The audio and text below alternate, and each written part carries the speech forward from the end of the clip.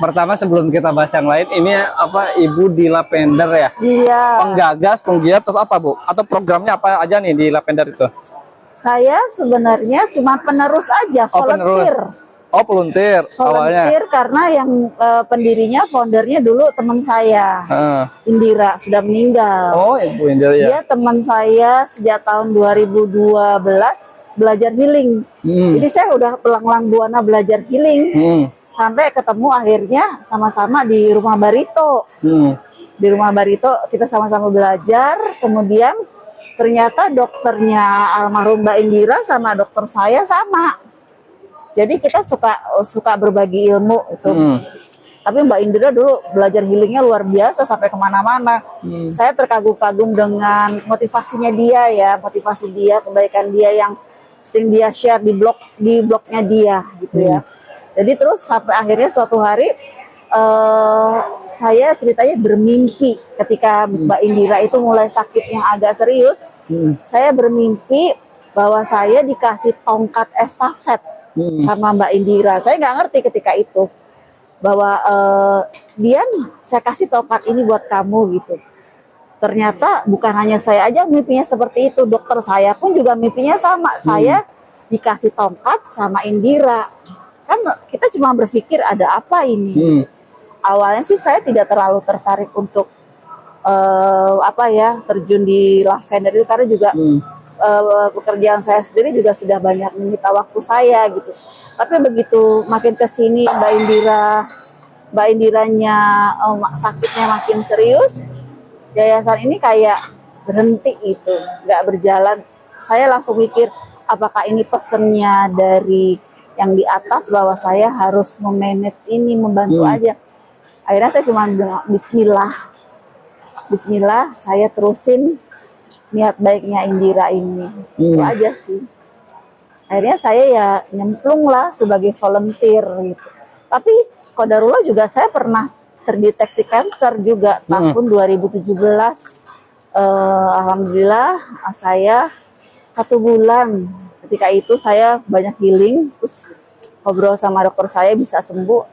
Akhirnya dengan hasil sembuh itu kan saya ingin berbagi sama para survival ini, para yang dicintai sama Allah, dapat kurikulum ini bahwa cancer ini bisa loh kita bukan akhir dari segalanya, kita bisa loh untuk tetap sehat, tetap mempunyai semangat hidup, tapi kita rubah mindsetnya. Akhirnya ya mungkin sejalan dengan itu akhirnya saya memutuskan untuk terjun di sini. Jadi itu lebih ke pelatihannya atau ngobatinnya Bu?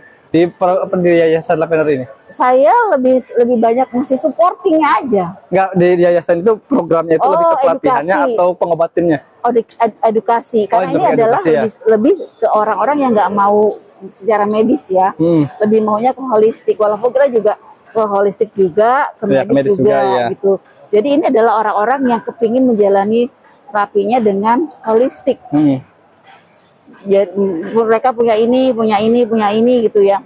Akhirnya kita juga secara medisnya juga secara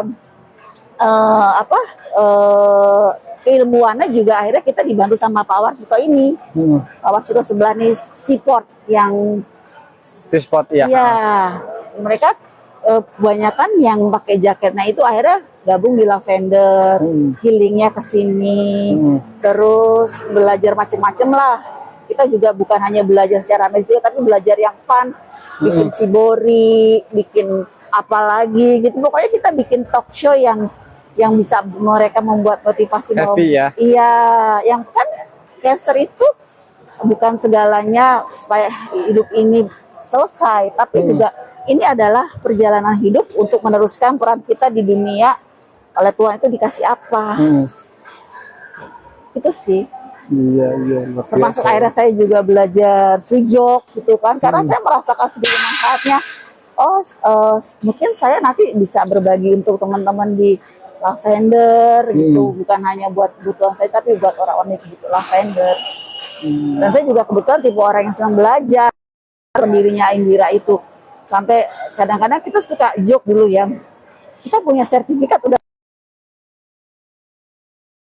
nggak kehitung gitu ya.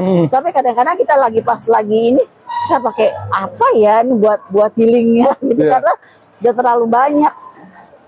Saya juga nggak ngerti ini kadang-kadang pada saat saya anfal saya harus pakai apa ya? Karena banyak mau pakai yang mana. Ibaratnya kalau kita di rumah di dapur banyak pisau, mau memotong ini mau pakai pisau yang mana? Betul. Ini ngobatin ini pakai yang ilmu yang mana? Saya udah banyak ini ilmunya. Betul. Itu tapi buat saya ilmu holistik itu adalah hal yang menarik ya. Termasuk juga saya ketika belajar sujud itu kan awalnya saya nggak ngerti. Saya nggak ngerti anatomi tubuh, justru itu menjadi tantangan buat saya gitu ya. Saya harus ngerti walaupun susah buat saya, susah menghafal, tapi saya mau ikut aja deh.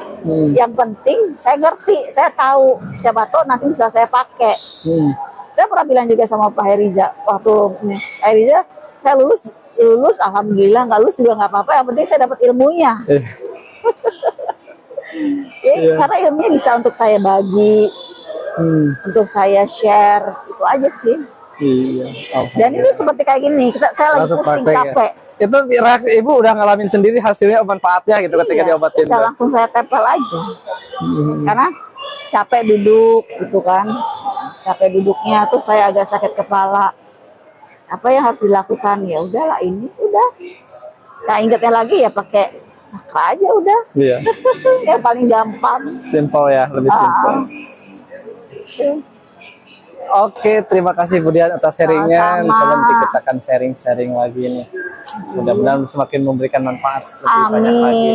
Kan ya, hidup ini harus bisa memberikan manfaat kepada sesama. Memberikan manfaat. Karena kan yang namanya kebaikan itu ketika akan keputus dari barusan tadi kan di awal dari bau Indira nih. Ternyata ke ibu mudah-mudahan ini nggak berhenti ini berarti orang juga ada yang melanjutkan lagi. Iya, insya Allah gitu kan. Kalau saya punya prinsip gini. Bahagia itu untuk berbagi itu untuk kebahagiaan. Iya. Oke, kira-kira begitu. Siap. Terima kasih Bu Dian. Ya, sama-sama. Oke, kita tempat lain.